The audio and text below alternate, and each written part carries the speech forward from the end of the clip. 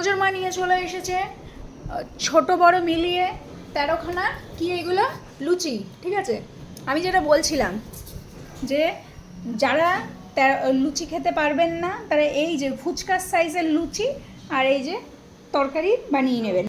তার মানে এটা না যে তোজবাবু লুচি খেতে পারবে। নাকটা না তোমার নাকে আমি সেলোটেপ লাগাই দেবো। গুঞ্জু বাজছে আমার, গুঞ্জু বাজছে আমার মাম্মা, আমার পাখি পুক পুক। তো দেখি এবার আমি গুনবো কটা হয়েছে। ঠিক আছে, আন্দাজেই বানিয়েছে। আচ্ছা গোনা, 1 2 3, তোজবাবু দেখছে 4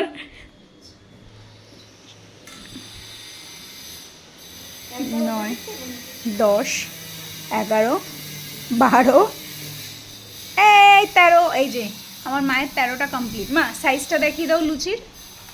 লুচির সাইজ কিন্তু এই। ঠিক আছে, ভালো করে দেখাও, একটু টাইম রাখো। এই হচ্ছে লুচির সাইজ আর এই হচ্ছে কুমড়ো দিয়ে আলু দিয়ে তরকারি। ঠিক আছে, নিরামিষ তরকারি। কারণ এই লুচি আমার মা খেতে পারবে না, কারণ তেলে ভাজা আমাদের বাড়িতে সেরকমভাবে ওই ছোটো জন বাদ দিয়ে কেউ খেতে পারে না। এই ছোট ছোট কি বলে ফুচকার সাইজের লুচি করে নিলে 13টা খাওয়াটা খুব একটা ডিফিকাল্ট মনে হয় না। এই বুদ্ধিটা আমি দিয়েছিলাম বলো, যে এইটুকু করে খাওয়া, তাহলে 13টা খেতে পারবা। আচ্ছা তোজবাবু কি পাবে কিছু?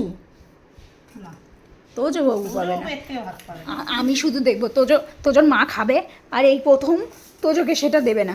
আমি দেখতে চাই, আমি দুজনের দিকেই ক্যামেরাটা করে রেখেছি। নাও আমি দেখতে চাই তোজোর মা খাচ্ছে আর তোজোকে দিচ্ছে না।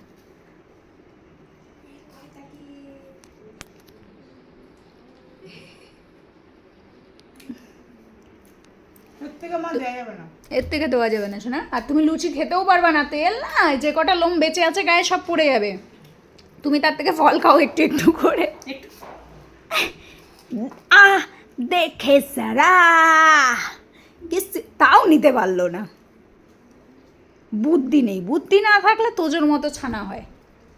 আচ্ছা তাহলে তোজোর মা যেহেতু পুজো করেছিল, উপোস করেছে, তো 13টা লুচি খেয়ে পেটটাকে ঠান্ডা করুক। আর তোজোবাবু চোখ ঠান্ডা করুক যে মা খাচ্ছে আমি খেতে পাচ্ছি না, সেই ভেবে ভেবে উনি ফল খাক। ঠিক আছে, আমরা চলি, টাটা। কারণ আমরাও কিছু পাবো না এখান থেকে, তাই টাটা।